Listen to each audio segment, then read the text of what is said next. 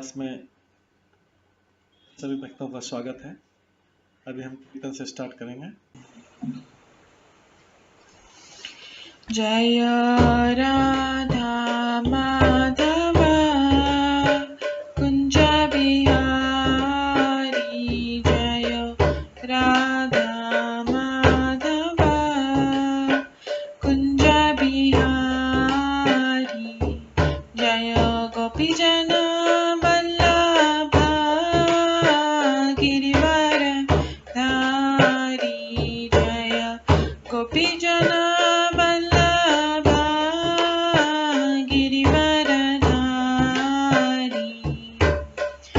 यशोदानन्दन व्रज जनरञ्जन, यशोदानन्दन व्रज जनरञ्जन, यमुनातीरवनचारि, यमुनातीरवनचारि,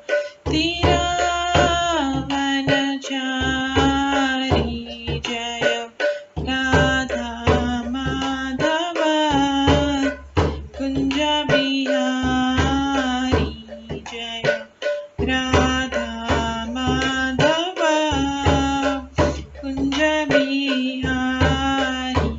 हरे कृष्णा कृष्णा कृष्णा हरे हरे, हरे राम राम राम हरे हरे, हरे कृष्णा कृष्णा कृष्णा हरे हरे, हरे राम राम राम हरे हरे, हरे कृष्णा कृष्णा कृष्णा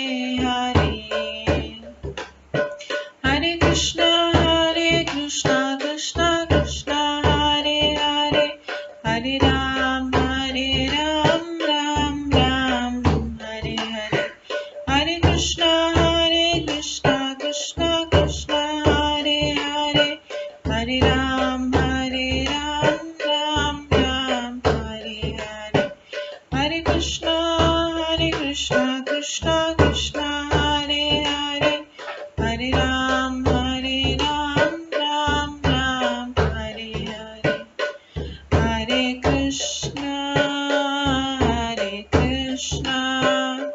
कृष्णा कृष्णा हरे हरे, हरे राम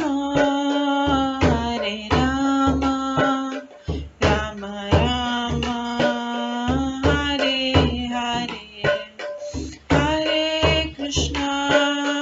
हरे कृष्णा कृष्णा कृष्णा हरे हरे, हरे राम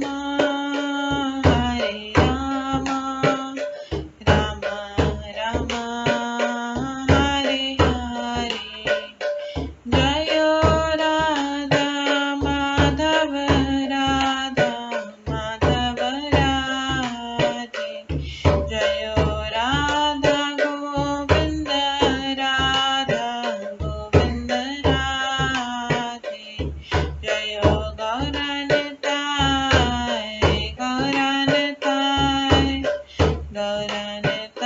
जय गौरनिताय, जय जय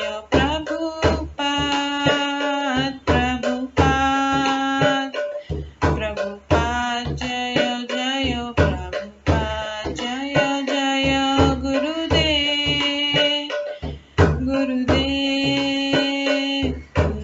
जय जय गुरुदेव, नित्य गौर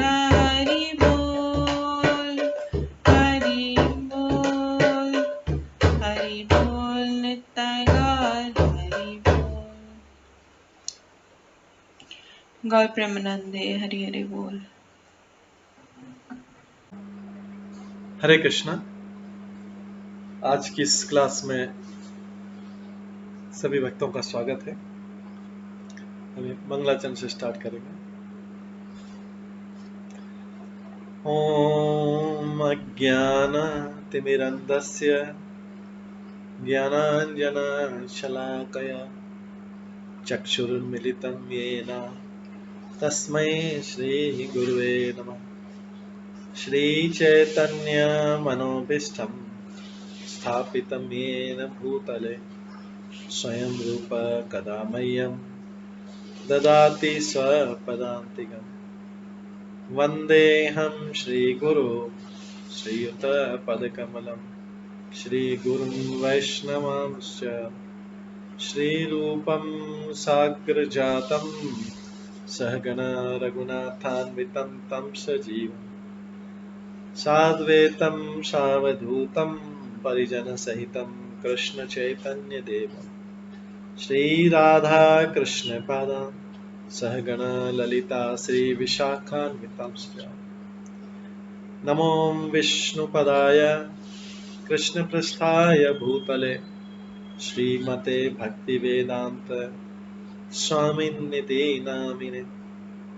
नमस्ते सरस्वती देवे गौरवाणी प्रचारिणे निर्विशेष शून्यवादी पाश्चात्य देशतारिणे।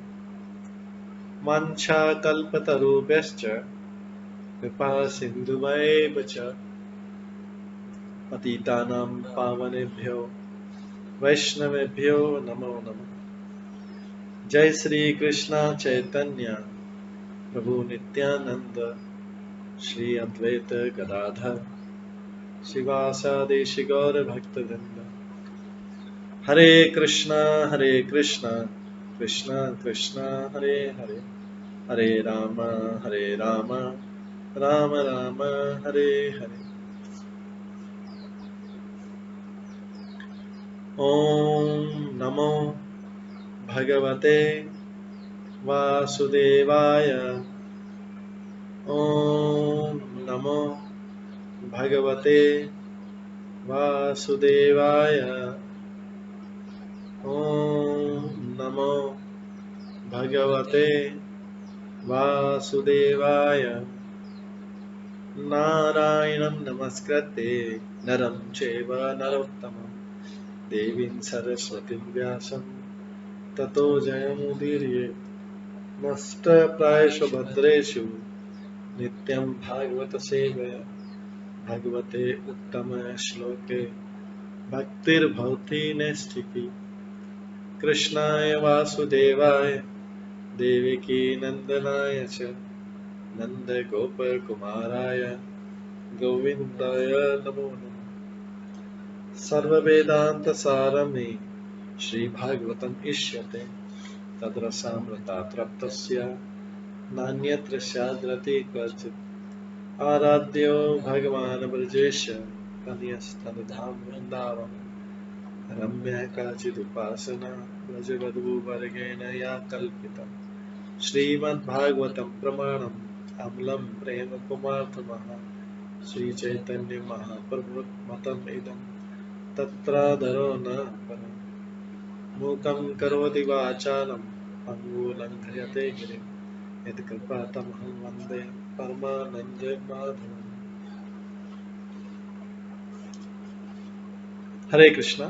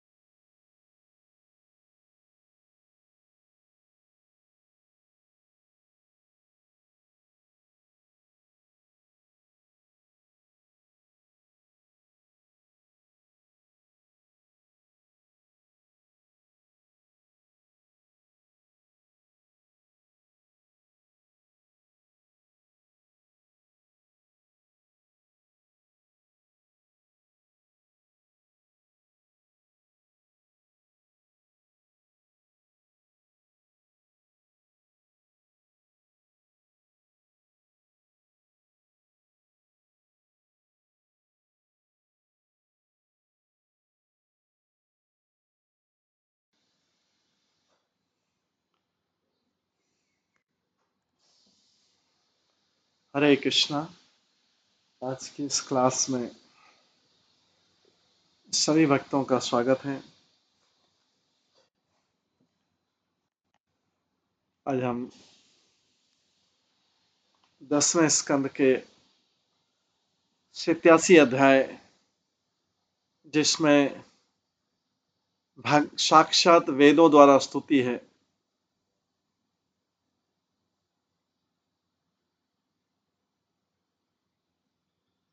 साक्षात वेदों द्वारा स्तुति है, उसका वर्णन श्रवण करेंगे। कल हमने इसमें श्रवण किया था कि वेद जो हैं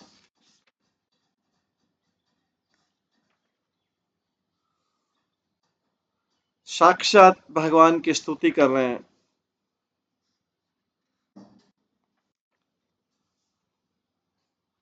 हालांकि भला वेद उस परम सत्य का प्रत्यक्ष वर्णन कैसे कर सकते हैं जिसे शब्दों द्वारा नहीं बतलाया जा सकता है। वेद भौतिक प्रकृति के गुणों के वर्णन तक ही सीमित है, किंतु ब्रह्म जो है समस्त भौतिक स्वरूपों तथा उनके कारणों को लांघ जाने के कारण इन गुणों से रहित।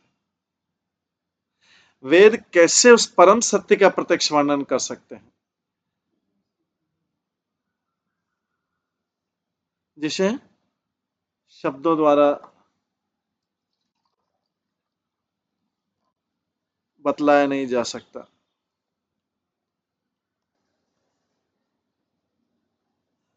लेकिन फिर भी वेद उसका प्रयास कर रहे हैं भगवान की साक्षात भगवान की स्तुति करने का। तो जब वेद नहीं कर सकते तो हम भौतिक जीव कैसे कर सकते हैं स्तुति भगवान की। इसलिए हम लोग जो वैष्णवों द्वारा गाई गई स्तुति उसी को केवल दोहराते हैं। हम जो है वैष्णवों के द्वारा गाई गई स्तुति को दोहराते हैं, क्योंकि केवल भगवान का जो शुद्ध भक्त है वही भगवान की उचित तरीके से स्तुति कर सकता है।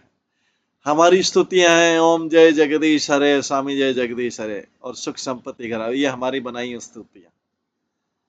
ये इसमें केवल केवल केवल भौतिक स्वार्थ। लेकिन जो वैष्णव लोग हैं वो अपने प्रेम में उस मूड में जब स्तुति करते हैं,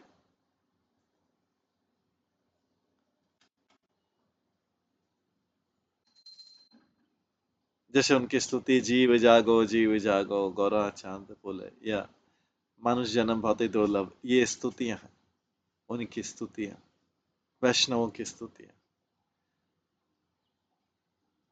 तो इसलिए यहाँ पे वेद भी स्तुति कर रहे हैं, प्रयास कर रहे हैं।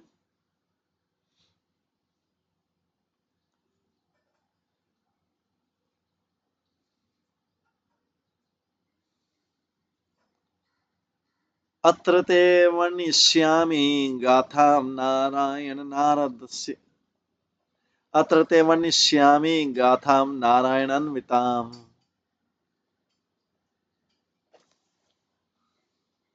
नारदस्य च संवादं ऋषे नारस्य च, ऋषे नारस्य न च। तो हम लोग आज इसी वेदों की स्तुति में चौथे श्लोक से श्रवण करना जा रहे हैं। कल हमने इसमें श्रवण किया था तीसरे श्लोक तक, वेदों के द्वारा, साक्षात वेदों द्वारा स्तुति। वेद वेद साक्षात है। वेद जैसे श्रुति हैं, ये कई गोपियां बनी थी, ये भी व्यक्ति हैं। वेद हम केवल समझते हैं कि ग्रंथ है, पुस्तक है। नहीं, पुस्तक तो उनका बाहरी शरीर है। जैसे हम शरीर नहीं, हम आत्मा है और ये हमारा बाहरी शरीर। ऐसी पुस्तक जो है ये वेदों का बाहरी रूप है, बाह्य रूप है। लेकिन अंदर वेदात्मा जो व्यक्ति है वो है। नदियों का भी ऐसा ही, नदी में ये बाहरी स्वरूप है, इनका जल, इनका शरीर बाहरी स्वरूप। लेकिन गंगा देवी, जमुना देवी ये साक्षात आध्यात्मिक देवियां हैं, भौतिक देवियां नहीं, आध्यात्मिक देवी। जैसे लक्ष्मी जी को लोग देवी बोलते हैं, लक्ष्मी जी आध्यात्मिक देवी।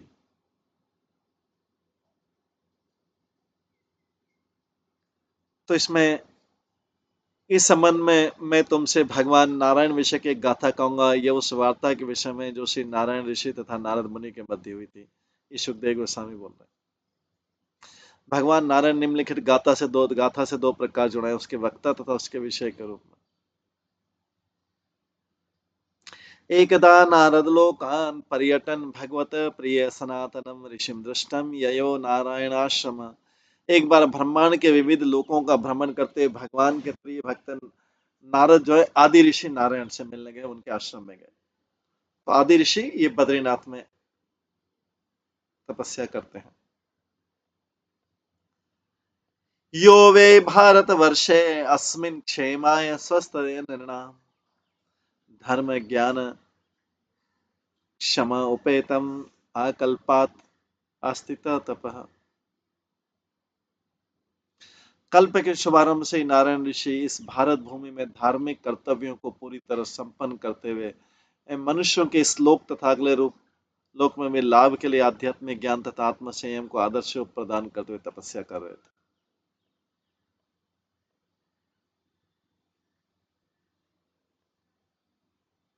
कल्प के शुभारंभ से ही नारायण ऋषि इस भारत भूमि में धार्मिक कर्तव्यों को पूरी तरह संपन्न करते हैं मनुष्यों के इस लोक तथा अगले लोक में लाभ के लिए आध्यात्मिक ज्ञान तथा संयम को आदर्श प्रदान करते तपस्या कर रहे।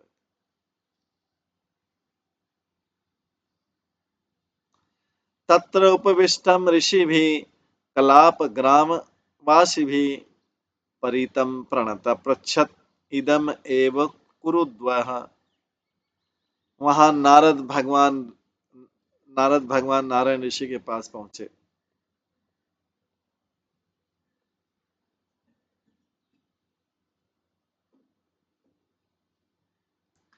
वह नारद जो है भगवान नारायण ऋषि के पास पहुंचे जो कलाप ग्राम के मुनियों के बीच में बैठे हुए थे।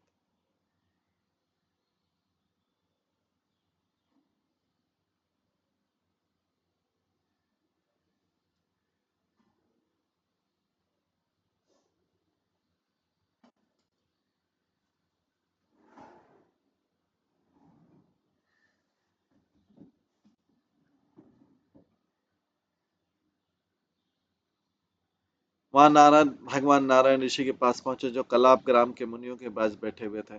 एक कुरूर भगवान को नमस्कार करने के बाद नारद ने उनसे यही प्रश्न पूछा जो तुमने मुझसे पूछा।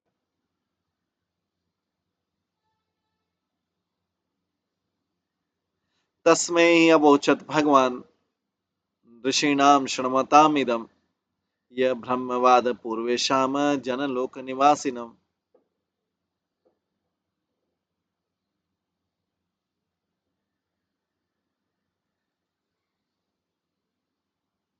ऋषियों के सुनते सुनते नारायण ऋषि ने नारद को परम ब्रह्म विषय के प्राचीन चर्चा सुनाई जो जनलोक के वासियों के बीच हुई थी।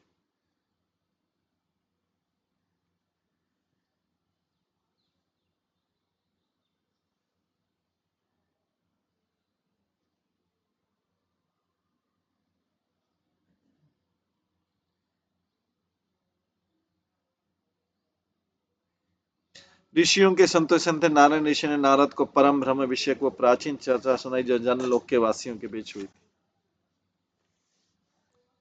श्री भगवान उवाच स्वयंभू ब्रह्म सत्रम जनलोके भवत्पुरा तत्र स्थाना मानसानां मुनिनाम ऊर्धरेत साम। भगवान ने कहे स्वजन्मा ब्रह्मा के पुत्र नारद को एड्रेस किया। भगवान नारायण है, आदि नारायण है। एक बार बहुत समय पहले जनलोक में रहने वाले विद्वान मुनियों ने दिव्य ध्वनि का उच्चारण करते एक महान ब्रह्म यज्ञ संपन्न किया। ये सारे मुनि जो ब्रह्मा के मानस पुत्र थे पूर्ण ब्रह्मचारी थे। तो जनलोक में इस प्रकार से ब्रह्मचारी रहते।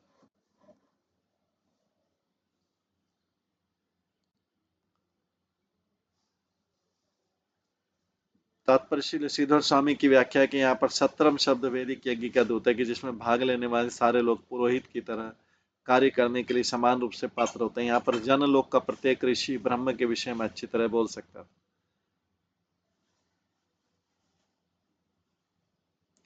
श्वेत दीपम गतवती त्वयि द्रष्टुम ततीश्वरम ब्रह्म्यवादसु संव्रत श्रुतयो यत्र शेरत तत्र अयम् अभूत प्रश्न त्वं मां यम् अनुपृच्छसि।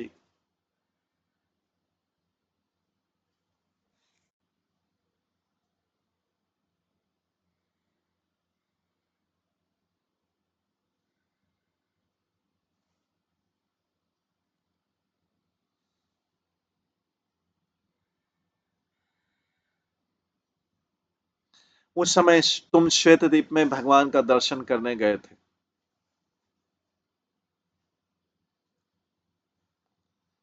उस समय तुम श्वेत द्वीप में भगवान का दर्शन करने गए थे। नारद मुनि को बोल रहे हैं आदि नारायण, जिनके भीतर ब्रह्मांड के संहार काल के समय सारे वेद विश्राम थे। जनलोक में परब्रह्म के स्वभाव के विषय में ऋषियों के मध्य जीवंत वाद विवाद खड़ा हुआ था। निस्संदेह तब यही प्रश्न उठा था जिसे तुम अब मुझसे पूछ रहे हो। तो आदि नारायण होते भी पूरा रेफरेंस वही देते हैं, वेदों का, पुरानी वार्ताओं का। उस पुरानी वार्ताओं को उसी का रेफरेंस देते हैं, नया कुछ अपने मन से कुछ नहीं निकाल लेते। तो इसलिए बोल रहे हैं स्वजन्मा, एक बार बहुत समय पहले हम देखते हैं कि भगवान श्री कृष्ण जब उद्धव को गीता का ज्ञान दे रहे हैं तो किसका रेफरेंस दे रहे हैं?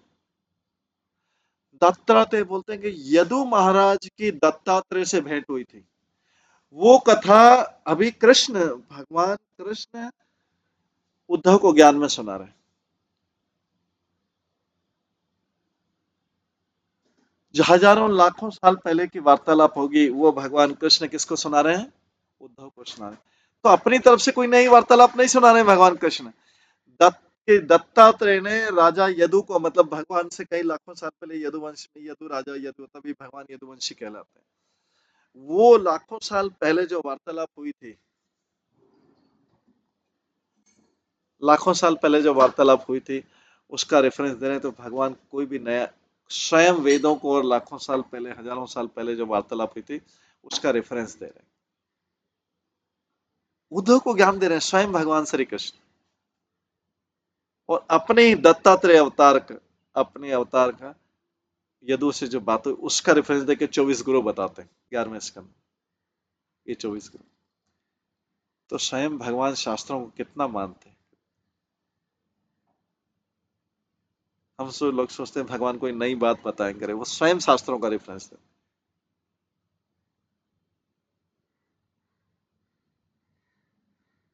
तो यहाँ पे आदि नारायण बोल रहे हैं नारद से कि उस समय तुम श्वेत द्वीप में भगवान का दर्शन करने गए थे, जबकि आदि नारायण स्वयं भगवान है, लेकिन अभी तपस्वी के रूप में बद्री का आश्रम में नारायण। तो उस समय तुम श्वेत द्वीप में भगवान का दर्शन करने गए थे। अभी बोल रहे हैं भगवान का दर्शन करने, मेरे दर्शन करने नहीं गए थे, वो स्वयं भगवान है। भगवान ही बोल रहे हैं भगवान का दर्शन करने गए। उस समय तुम श्वेत द्वीप में भगवान का दर्शन करने गए थे, जिनके भीतर ब्रह्मांड के संहार काल के समय सारे वेद विश्राम करते हैं। जब प्रलय काल हो जाता तो सारे वेद कहाँ विश्राम करते हैं? भगवान के भीतर। तो जनलोक में परब्रह्म के स्वभाव के विषय में, कि परब्रह्म का स्वभाव कैसा है, ऋषियों के मध्य जीवंत वाद विवाद खड़ा हुआ। निस्संदेह तब यही प्रश्न उठा था जिसे तुम अब मुझसे पूछ रहे हो।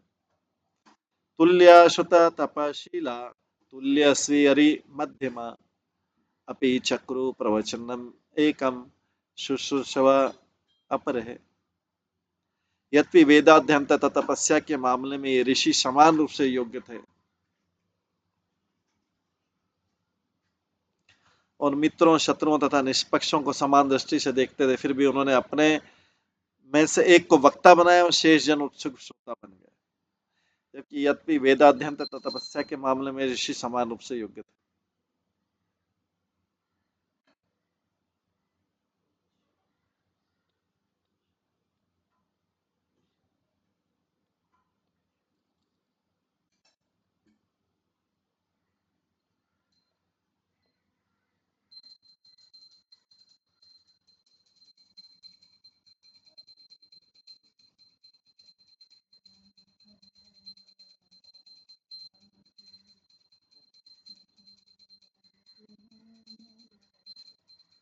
तुल्य श्रुत तपशीला तुल्य श्रीहरि मध्यमा अपि चक्रु प्रवचनम एकम शुश्रूषव पर।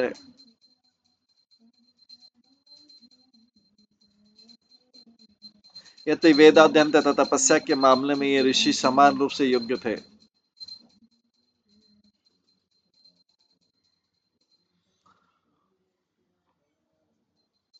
यद्यपि वेदाध्ययन तथा तपस्या के मामले में ऋषि समान रूप से योग्य थे और मित्रों, शत्रुओं तथा निष्पक्षों को समान दृष्टि से देखते थे, फिर भी उन्होंने अपने में से एक को वक्ता बनाया और शेष जन उत्सुक श्रोता बन गए।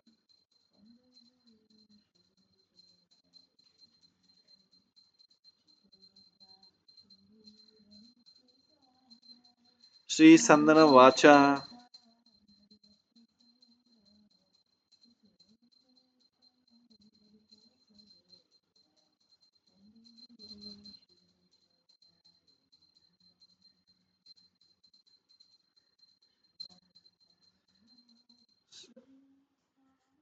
स्वसृष्टम इदमापि शयानम शक्ति भी तदन्ते बोधिहम चक्रुष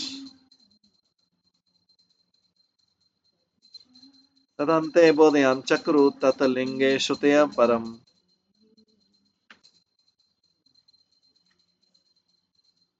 यथा शयानम सम्राजम वंदिना पराक्रमे प्रत्युषे भेत्य शुष्कलोके बोधयंतर अनुजीविनः।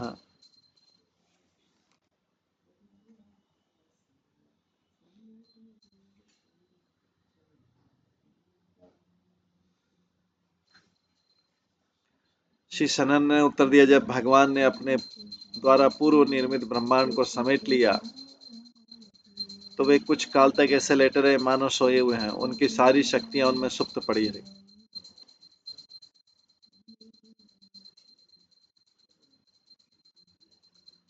सनन ने उत्तर दिया, जब भगवान ने अपने द्वारा पूर्व निर्मित ब्रह्मांड को समेट लिया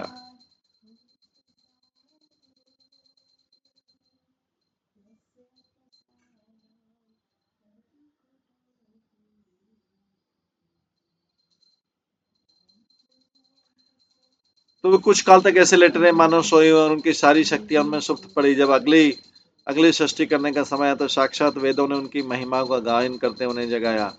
जिस तरह राजा की सेवा में लगे कविगण प्रातःकाल उसके पास जाकर उसके वीरतापूर्ण कार्यों को सुनाकर उसे जगाते।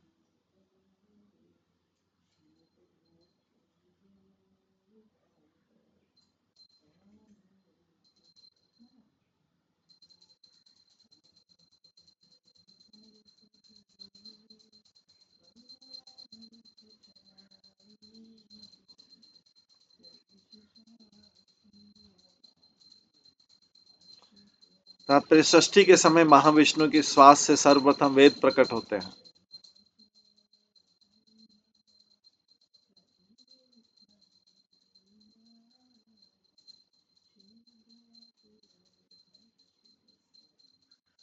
सृष्टि के समय महाविष्णु की श्वास से सर्वप्रथम वेद प्रकट होते हैं। वह साकार रूप में उन्हें योग निद्रा से जागाकर उनकी सेवा करते हैं। तो सृष्टि के समय महाविष्णु की श्वास से सर्वप्रथम क्या होता है? वेद प्रकट होते हैं। और वेद और वे साकार रूप में उन्हें और वेद उनको जगाते हैं। योग भगवान को जगाने के काम वेद करते हैं, उन्हीं से प्रकट होते हैं उन्हीं का जगाने का। तो सनन के इस कथन से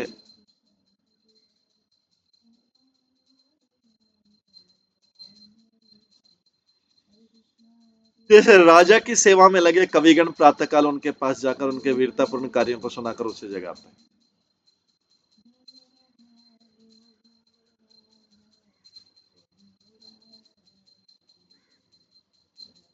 सनंदन के इस कथन से अर्थ निकलता है कि सनक तथा अन्य ऋषियों ने वही प्रश्न पूछा जो नारायण ऋषि से तथा महाराज परीक्षित ने सुखदेव गोस्वामी से पूछा था। सनंदन फिर से इस प्रश्न का संदर्भ साक्षात वेदों द्वारा महाविष्णु से पूछे गए प्रश्न जोड़ते हैं। यद्यपि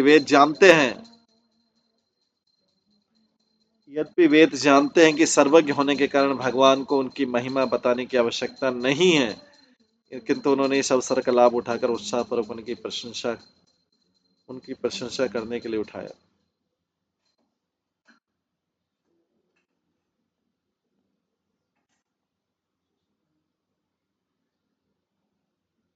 श्री श्रुतय ऊचु, जय जय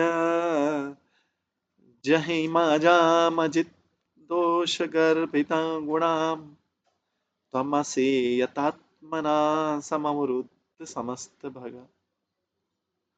अगा जगत लोक साम अखिल शक्ति अवबोधक ते क्वचित अजयात्मना च चरतानुचरेत निगम।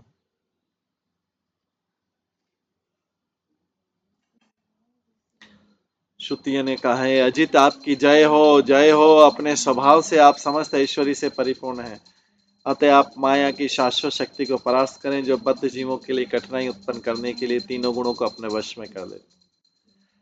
चार तथा अक्षर देहधारियों की समस्त शक्ति को जागृत करने वाले, कभी कभी जब आप अपनी भौतिक तथा आध्यात्मिक शक्तियों के साथ क्रीड़ा करते हैं तो वेद आपको पहचान लेते हैं।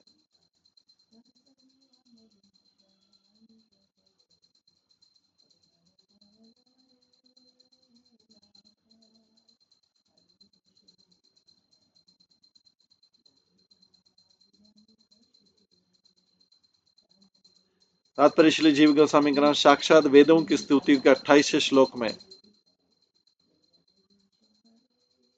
वे साक्षात वेदों की स्तुतियों के 28 श्लोक अभी करेंगे आगे 14 से 41 तक। 28 प्रमुख श्रुतियों के मतों को प्रस्तुत करने वाले।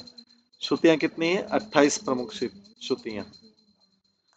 ये मुख्य उपनिषद तथा अन्य श्रुतियां ब्रह्म के विविध पक्षों से संबंधित है और इनमें वे श्रुतियां श्रेष्ठ है जो पूर्ण पुरुषोत्तम भगवान की शुद्ध अनन्य भक्ति पर बल देती। उपनिषद उसका निवेश करते हैं, निषेध करते हैं जो सर्वप्रथम भगवान से पृथक है। तब उनके कुछ मुख्य गुणों का वर्णन हमारे ध्यान भगवान की ओर आकृष्ट होता है।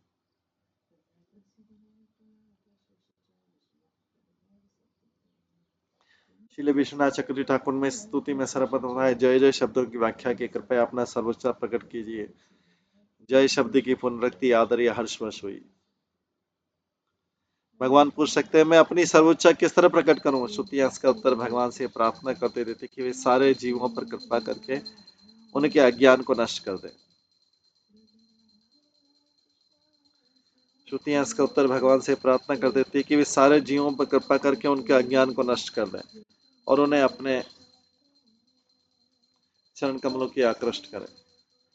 भगवान कहते, लेकिन जीव पर अज्ञान लादने वाली माया उत्तम गुणों से युक्त है, तो मैं उसका विरोध क्यों करूं?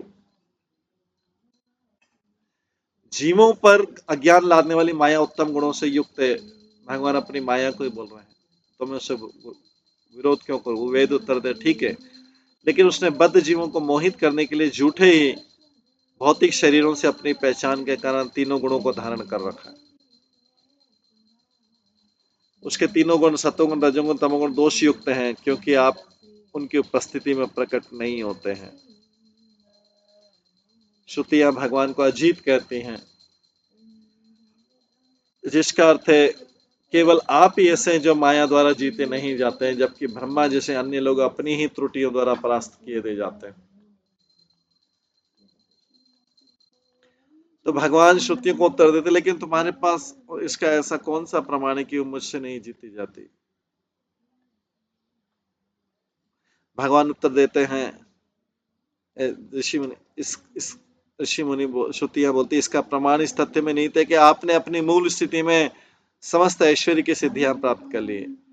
यहाँ पर भगवान को आपत्ति हो सकती है कि जीवों का अज्ञान नष्ट कर देने से वे मेरे चरण कमल में नहीं चले आएंगे, क्योंकि अज्ञान दूर करने किए जाने पर भी जीवात्मा भक्ति के बिना भगवान को प्राप्त नहीं कर सकता।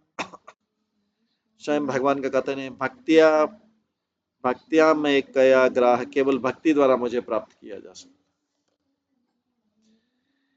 इस आपत्ति का उत्तर श्रुतियां देती हैं, समस्त शक्तियों को जगाने वाले प्रभु, आप जीवों में बुद्धि तथा इंद्रियां उत्पन्न करके उन्हें कठिन श्रम करने तथा श्रम का फल भोगने के लिए प्रोत्साहित करते हैं। इसके अतिरिक्त ज्ञान योग तथा भक्ति के उन्नतिशील मार्गों का अनुसरण करने के लिए उनकी क्षमता को जागृत रखते हुए आप उन्हें क्रमशः अपने ब्रह्म, परमात्मा तथा भगवान तीन पक्षों की ओर अग्रसर होने देते। जब ज्ञान योग तथा भक्ति प्रौढ़ होते हैं तो आप जीवों को अपने तीन पक्षों का साक्षात्कार करने देते हैं।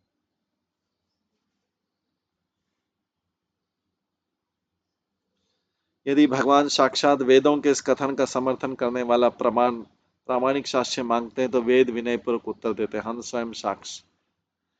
कुछ अवसरों पर, जैसे कि अब सृष्टि के समय आप अपनी बहिरंगा शक्ति माया के साथ क्रीड़ा करते हैं, जबकि आपकी अंतरंगा शक्ति सदैव आपके साथ रहती है। तो कुछ अवसरों पर आप अपनी माया शक्ति के साथ क्रीड़ा करते हैं, जबकि अंतरंगा शक्ति सदैव आपके साथ रहती। वर्तमान के ही जैसे समय पर जब आप अपनी सक्रियता बाह्य रूप से प्रकट आपकी सक्रियता बाह्य रूप से प्रकट होती, तो हम वेद आपको अपनी क्रीड़ा में पहचान लेते। इस तरह भगवान के साथ अपने निजी संसर्ग से प्राप्त अधिकार से श्रुतियां भगवान के साथ अपना संग करती, तो भगवान के साथ अपने निजी संसर्ग से प्राप्त अधिकार से श्रुतियां कर्म, ज्ञान, योग तथा भक्ति के विविध साधनों के रूप में प्रयुक्त करती है, जिससे बुद्धिजीवी ब्रह्म की खोज में अपनी बुद्धि, इंद्रिया, मन तथा प्राण का प्रयोग कर सके।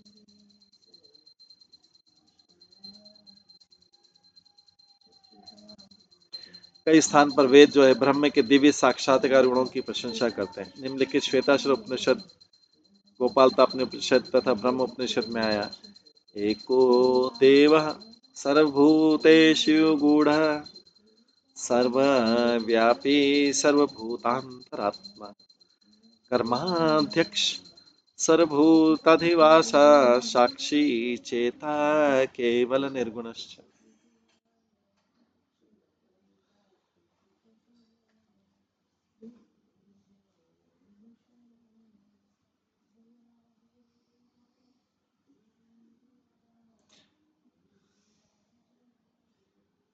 एक ही भगवान उत्पन्न की गई सारी वस्तुओं के भीतर छुपा है। वह समस्त पदार्थ में व्याप्त है और सारे जीवों के हृदय में भीतर स्थित है। वह अंतर्वासी परमात्मा के रूप में उनकी भौतिक गतिविधियों का निरीक्षण करता है। इस तरह स्वयं निर्गुण होते हुए अद्वितीय साक्षी एवं चेतना देने वाला।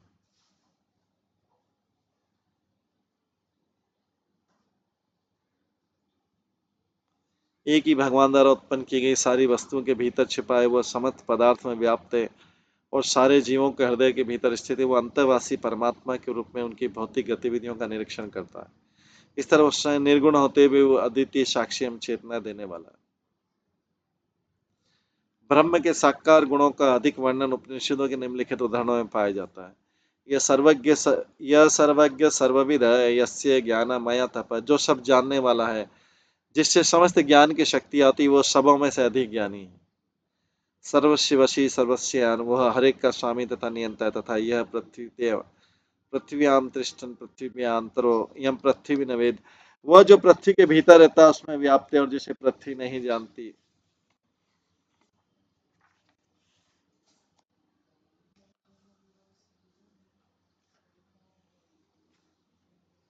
सृष्टि करने में भगवान की भूमिका का उल्लेख अनेक श्रुति कथनों में हुआ है। बृहदारण्यक उपनिषद का कथन है, सो अकामयत बहुश्याम, उसने इच्छा की कि भगवान की भूमिका कैसी, उन्होंने इच्छा की कि मैं अनेक हो जाऊं। सो कामियत, उनकी इच्छा है का यह अर्थ है कि भगवान का व्यक्तित्व शाश्वत है, क्योंकि सृष्टि के पूर्व भी ब्रह्म की इच्छा हुई। इच्छा तो व्यक्तियों का अद्वितीय लक्षण है। ऐतरेय उपनिषद में भी उसी तरह कथन आया कि स इक्षत, उसने देखा और उसकी शक्ति ने सृष्टि कर दी। जहां पर तत्तेज शब्द भगवान के अंश रूप महाविष्णु का द्योतक, जो माया पर दृष्टि डालता है, जिससे भौतिक सृष्टि प्रकट होती, अथवा तत्ते से भगवान के निर्विशेष ब्रह्म स्वरूप का, उनकी सर्वव्यापक शक्ति, शाश्वत उपस्थिति का द्योतक।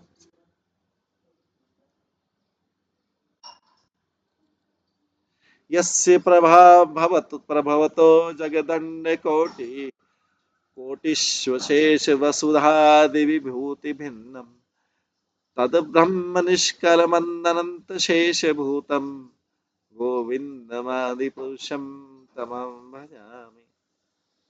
मैं उन आदि भगवान गोविंद की पूजा करता हूँ जो महान शक्ति से संपन्न है।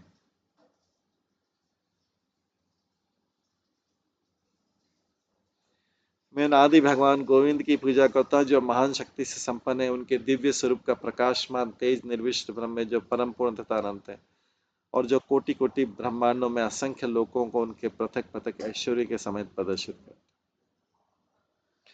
इस श्लोक का सार समार करते श्रीधर स्वामी करते हैं, जय जयाजित जंग गजम गमा वृत्तिम जामिनी पनिनित मृषा गुणा नहीं भवंत मृते प्रभवन्त्यामि निगम गीत गुणाणवरता।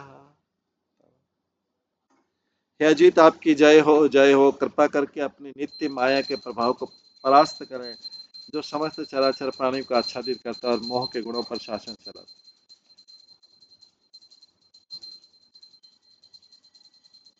आपके प्रभाव के बिना सारे वैदिक मंत्र आपका गुणगान दिव्य गुणों के सागर के रूप में करने में असमर्थ है।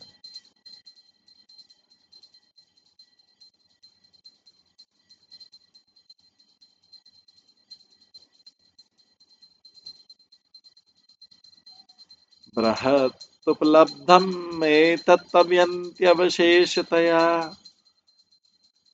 यतुदयस्तमयो विकृते मृदेवा विकृता अतः ऋषया दधुर्त्वयि मनवचनाश्रितं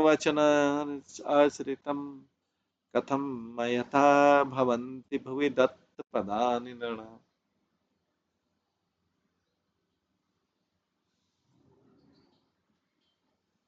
इस दृश्य जगत की पहचान ब्रह्म से की जाती है, क्योंकि परब्रह्म समस्त जगत की अनंतिम नींव है। यद्यपि समस्त उत्पन्न वस्तुएं उनसे उद्भूत होती है और अंत में उसी में लीन होती है, तो भी ब्रह्म अपरिवर्तित रहता है। जिस प्रकार मिट्टी जिससे अनेक वस्तुएं बनाई जाती है और वे वस्तुएं फिर उसी में लीन हो जाती है, वह परिवर्तित रहता है। इसलिए सारे वैदिक ऋषि अपने विचारों, अपने शब्दों तथा अपने कर्मों को आपको ही अर्पित करते हैं। भला ऐसे कैसे हो सकता है कि जिस पृथ्वी पर मनुष्य रहते हैं उसे उनके पैर स्पर्श नहीं कर सके। तात्पर्य इसमें संदेह हो सकता है कि पूर्ण पुरुषोत्तम भगवान की पहचान करते समय सारे वैदिक मंत्र एक मत। आखिर कुछ मंत्र कहते हैं इंद्रो या तो अवश्य तस्य राजा, इंद्र ही सारे चराचर प्राणियों का राजा है।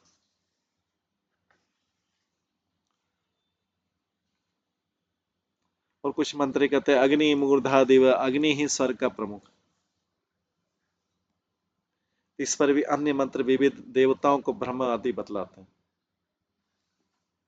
अन्य मंत्र विविध देवताओं को ब्रह्म आदि बतलाते हैं। तो ऐसा प्रतीत होगा कि वेद एक बहुअस्तित्ववादी सांसारिक दृश्य प्रस्तुत करते हैं। स्वयं वेद इस संदेह का उत्तर इस श्लोक से बतलाते हैं कि ब्रह्मांड के सृष्टि का एक ही स्रोत हो सकता है, जिसे ब्रह्म या बृहत कहते हैं, जो संपूर्ण जगत में व्याप्त है, निहित एकमात्र सत्य है। कोई भी एक देवता जैसे इंद्र या अग्नि उस अद्वितीय भूमिका को पूरा नहीं कर सकता। नई श्रुतियां इतना ज्ञानी है कि ऐसा विचार प्रस्तुत करें। जैसा कि यहाँ तई शब्द सूचित है, एकमात्र विष्णु ही परम सत्य है। इंद्र तथा अन्य देवताओं की महिमा का वर्णन भले विविध प्रकार से किया जा सकता है, किंतु उनमें वही शक्तियां पाई जाती जो विष्णु ने उन्हें प्रदान की।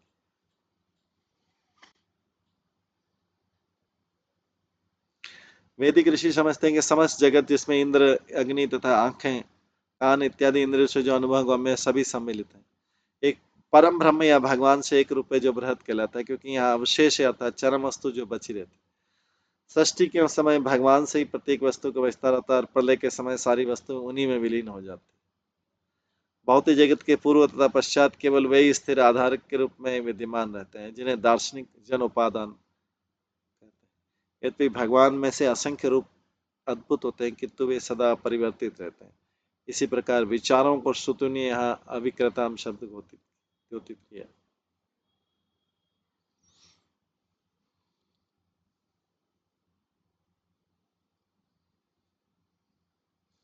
मृदिवा शब्दों में जैसे मिट्टी के उदाहरण में एक प्रसिद्ध रूपक निहित है, जिसे उद्यालक ने अपने पुत्र श्वेत केतु से छांदोग्य उपनिषद में कहा था। वाचारम भनम विकारो नामधेयम मृतिकैत्व सत्यम। भौतिक जगत की वस्तुएं केवल नाम के रूप में, जिसे भाषा के आधार पर विकार कहा जाता है, विद्यमान रहती है, जबकि मुख्य अवयव कारण, जो मुख्य अवयव कारण उपादान जिसको बोलते हैं, जैसे मिट्टी जिससे बर्तन बनाए जाते हैं, असली सत्य। मिट्टी का लौंदा विभिन्न बर्तनों, मूर्तियों इत्यादि का उपादान है, किंतु मिट्टी ही अपरिवर्तित सार है। अंततः बर्तन तथा अन्य वस्तुएं नष्ट होकर उसी मिट्टी में मिल जाएगी जिससे बनी थी। इस प्रकार भगवान का संपूर्ण अवयव कारण है, फिर भी वे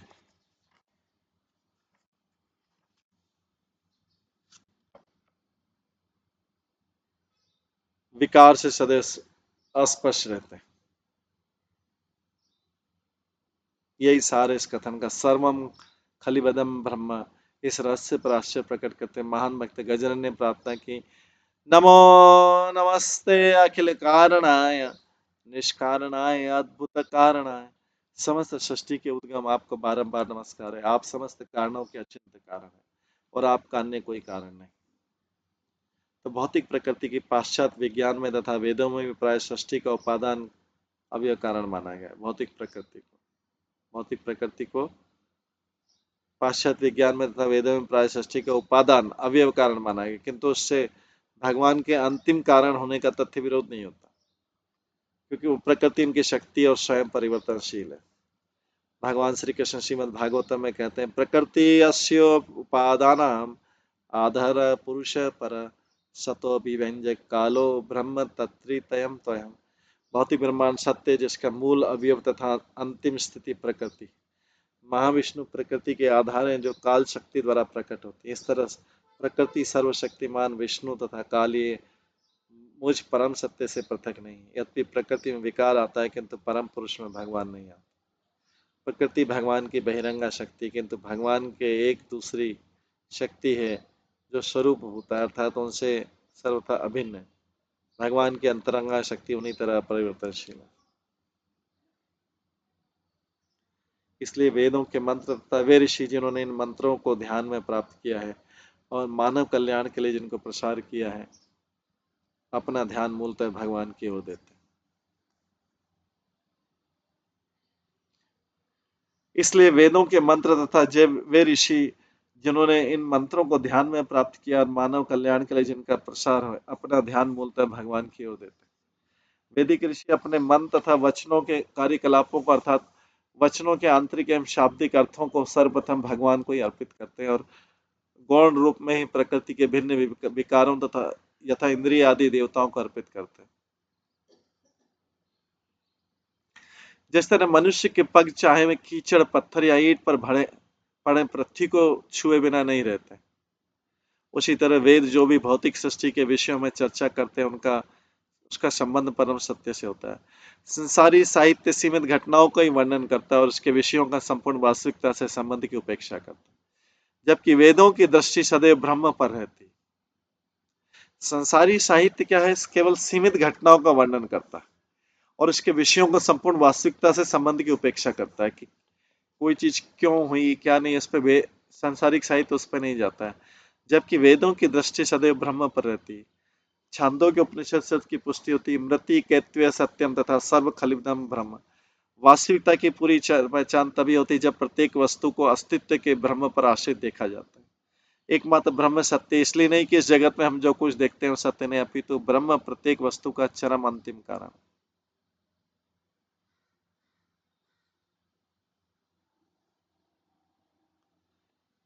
इस तरह मृति कैत्यवते सत्यम में आए शब्द सत्यम की परिभाषा एक अन्य प्रसंग में स्वयं भगवान कृष्ण ने उपादान के रूप में दी। यद उपादाय पूर्वस्तु भाव विकुरते परम आदिरंतो यदायस्य तत्सत्यम सत्यमभिधीयते। एक आवश्यक अवयव से बनी हुई भौतिक वस्तु एक अन्य भौतिक वस्तु के विकार को जन्म देती। इस तरह एक सृजित वस्तु दूसरी सृजित वस्तु का कारण तथा आधार बनती है। इसलिए कोई वस्तु इसलिए असली कही जा सकती है क्योंकि उसमें उस वस्तु का मूलभूत स्वभाव होता है जो उसका कारण स्वरूप होता है। श्री प्रभुपाद ने भगवान श्री कृष्ण में ब्रह्म शब्द की व्याख्या करते हुए लिखा है, ब्रह्म शब्द सबसे महान तथा प्रत्येक जीव के पालनकर्ता का सूचक। निर्विशेषवादी आकाश की महानता की ओर आकर्षित होते हैं किंतु अपनी अल्पज्ञता के कारण में श्री कृष्ण की महानता की ओर आकर्षित नहीं हो पाते। हम अपने व्यवहारिक जीवन में व्यक्ति विशेष की महानता द्वारा आकर्षित होते हैं। हम अपने व्यवहारिक जीवन में व्यक्ति विशेष की महानता द्वारा आकर्षित होते हैं किंतु किसी पर्वत की महानता द्वारा आकर्षित नहीं होते। वस्तुतः ब्रह्म शब्द का प्रयोग केवल कृष्ण के लिए ही किया जा सकता है। अतः भगवत गीता में अर्जुन ने स्वीकार किया, श्री कृष्ण परब्रह्म अर्थात वे प्रत्येक वस्तु की परमाश्रय। अपने अनंत ज्ञान, अनंत शक्ति, अनंत बल, अनंत प्रभाव, अनंत सौंदर्य तथा अनंत त्याग के कारण श्री कृष्ण परब्रह्म है। किसके कारण है परब्रह्म? अनंत ज्ञान, अनंत शक्ति, अनंत बल, अनंत प्रभाव, अनंत सौंदर्य तथा अनंत त्याग के कारण श्री कृष्ण परब्रह्म है।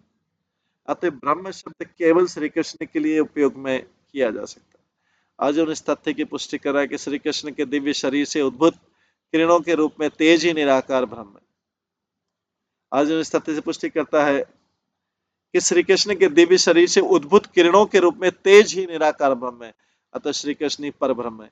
प्रत्येक वस्तु ब्रह्म पर आश्रित है, किंतु ब्रह्म श्री कृष्ण पर आश्रित है। अतः श्री कृष्ण पर ब्रह्म है। भौतिक तत्वों को श्री कृष्ण की शक्तियों के रूप में माना जाता है, क्योंकि अन्योन्य क्रिया से सृष्टि का निर्माण होता है। कृष्ण पर टिकी रहती तथा प्रलय के बाद श्री कृष्ण की सूक्ष्म शक्ति के रूप में उनके शरीर में पुनः प्रवेश करती है। अतः सृष्टि की उत्पत्ति तथा प्रलय दोनों ही कारण श्री कृष्ण, दोनों का कारण श्री कृष्ण।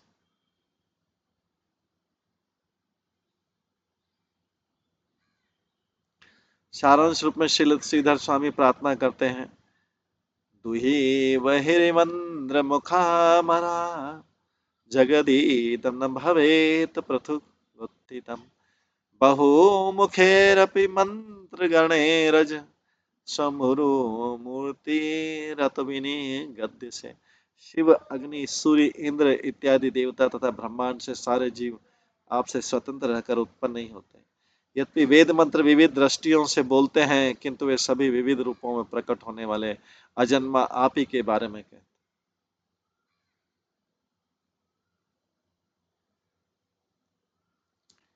इति तब सूर्यस्त्राधिपति अखिल लोकमल क्षपण कथामृताब्धिमहंगायं तपासि सम्पासिजो किमुत पुनः स्वधाम विदुताश काल गुणा परम भजन्ति ये पदमजस्त सुखानुभव। अतः त्रिलोकपति बुद्धिमान लोग आपकी कथाओं के अमृतमय सागर में गहरी डुबकी लगाकर समस्त क्लेशों से छुटकारा पा लेते हैं, क्योंकि आपकी कथाएं ब्रह्मांड के सारे दूषण को धो डालती है।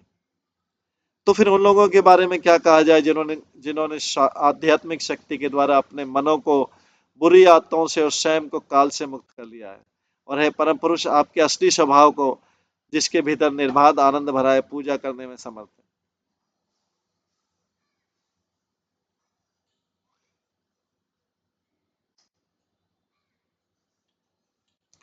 तात्पर्य श्री जीव गोस्वामी के अनुसार पिछले श्लोकों में उन श्रुतियों ने जिनके ब्रह्म विषयक वर्णन निर्विशेष में लगे हुए अपने असली प्रयोजन को स्पष्ट कर दिया। अब इस श्लोक में वे श्रुतियां हैं,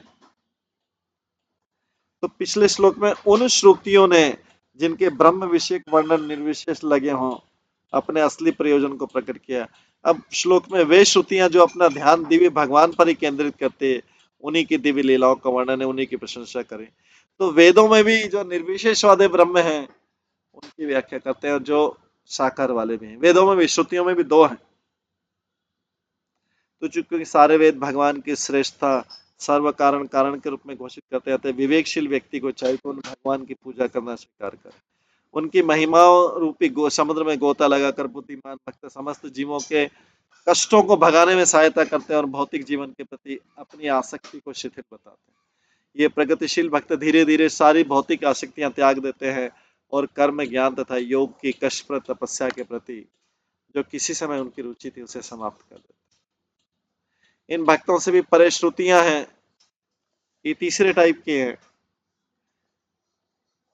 जो दिव्य सत्य की पारखी और भगवान के यश रूपी अमृत समुद्र में गोता लगाकर इसका सम्मान करती।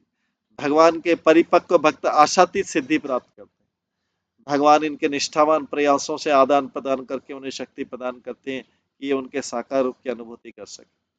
प्रसन्नता पूर्वक भगवान की अंतरंग लीलाओं तथा वातावरण का स्मरण करके मानसिक दूषण के अंतिम सूक्ष्म चिन्हों से तथा रोग एवं बुढ़ापे की दुर्निवार पीड़ा के प्रति संवेदनशीलता से सर्वथा मुक्त हो जाए। भक्ति की शुद्धि करने के लिए शक्ति का उल्लेख करते श्रुतियां कहती, तद यथा पुष्कर पलास आपो न श्लिष्यन्ते एवं एवं विधि पापम कर्म न श्लिष्यते। जिस तरह कमल के पत्ते पर जल नहीं ठहरता, उसी तरह पाप पूर्ण कर्म उस पर नहीं ठहरते। जो सत्य को इस तरह से जानता है, शतपथ ब्राह्मण, तैत्रीय ब्राह्मण, बृहदारण्यक उपनिषद तथा बोधायन धर्मशास्त्र सभी एक मत है, न कर्मणा क्लिप्येन पाप, इस तरह पाप पूर्ण कर्म द्वारा दूषित होने से बचा सकते।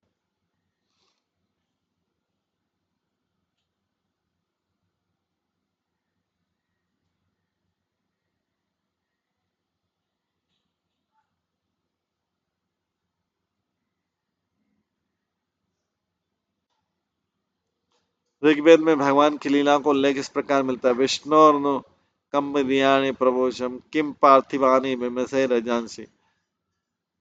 जो कोई संसार भर के सभी धूल कणों को गिन सकता है, केवल वही भगवान विष्णु के वीरतापूर्ण कार्य को पूरी तरह प्रतिपादित कर सकता। अनेक श्रुति मंत्रों में भगवत भक्ति की प्रशंसा की गई, जैसे एको वशी सर्वगो येन अनुभंजित धीरा तेषाम सुखम शाश्वतम नेतरशाम। वे एक ही सर्वव्यापक प्रभु तथा नियंता है। केवल वे चतुर आत्माएं जो उनकी पूजा करती है शाश्वत सुख पाती, अन्य आत्मा नहीं।